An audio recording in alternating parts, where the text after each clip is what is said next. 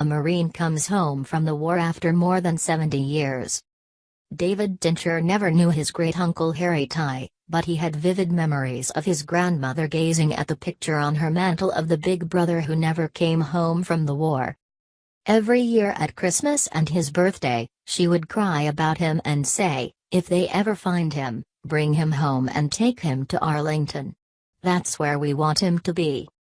More than 70 years after Marine Pvt Harry Tye was killed in one of the bloodiest battles of World War II, Tincher on Tuesday honored his grandmother's wishes and saw his uncle buried at Arlington National Cemetery.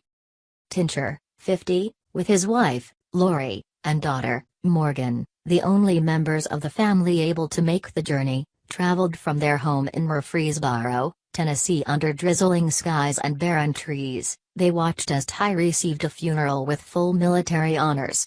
Soldiers handed Tincher a folded American flag and, according to Marine custom, casings from the 21 rounds fired during the service. And two of the nation's top Marines, Defense Secretary Jim Mattis and Homeland Security Secretary John F. Kelly, both retired generals, helped honor the man Tincher knew only from family stories. I think my grandma would be unbelievably and eternally grateful for this, said Tincher, who served for 14 years in the Air National Guard. This was one of the things that really shaped her life, and the entire history of the family. Secretary Kelly attended the service because he feels a bone to Marines from all eras, said a spokesman from his office. He also appreciates the dedicated effort underway by DoD and its partners to locate, identify and return to the U.S. those servicemen and women killed in overseas theaters. He repeated to me the slogan of the POW/MIA community, never forget, and said he'll personally never forget them, said David LePan, Acting Deputy Assistant Secretary for Homeland Security's Office of Public Affairs. The Battle of Tarawa, one of the most brutal waged in the Pacific Theater, was fought in the Gilbert Islands around Thanksgiving of 1943. It is believed to be the first amphibious landing in which U.S. forces encountered strong beachhead resistance from Japanese soldiers, and heavy losses built up on both sides. But most families of killed or missing U.S. soldiers were not notified until weeks later, most, by telegram and most, like Tye's family, around Christmas. The family lived in the small town of Gallagher in West Virginia. Family lore has it that Tye was a bit of a hellraiser, Tincher said.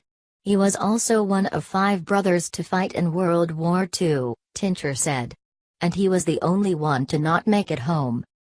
He was just 21 when he died, killed on the first day of the battle, November 20, 1943, according to History Flight, a non-profit group that works to recover the remains of missing military members. Many of those who died in battle were buried on the beach where they had fallen. The military returned at the end of the war to reclaim the dead, but Tye was never found, and in 1949, a military review board declared his remains unrecoverable. Tye's father, Fred, refused to accept the news, Tincher said. Later, he would fight to bring his son home himself. He first tried to join the military but was unable to do so. He then joined the Peace Corps, serving in Japan for 3 years and traveling throughout the Southeast Pacific as often as possible in search of his son, Tincher said. Fred Tye died in 1973. 2 years ago, Tincher and other family members received phone calls from History Flight saying that the group thought Tye's remains had been located. We were all pretty shocked. We had kind of over the years given up hope, said Tincher, who, along with other relatives, provided DNA samples to confirm the identification. More than 82,000 service members remain missing, nearly 90% lost during World War II, according to the Defense Department. But Mark Noah, who founded History Flight 14 years ago, said time is running out to make those identifications. What's important to realize is that a lot of families still don't know that this is going on, that the mission still continues to bring their loved ones home, said Jennifer Morrison, an electrical engineer and History Flight volunteer who helped find Tye's living relatives. For Tincher, Tuesday's ceremony was far more emotional than he had expected. There was the presence of Mattis and Kelly. "It shows the commitment the Marines have to their own," Tincher said. "It gives me hope that they can align with this administration to bring every American soldier home, whether they're from World War II or Korea or Vietnam or Iraq or Afghanistan. It doesn't matter. They all should come home." Please subscribe my channel.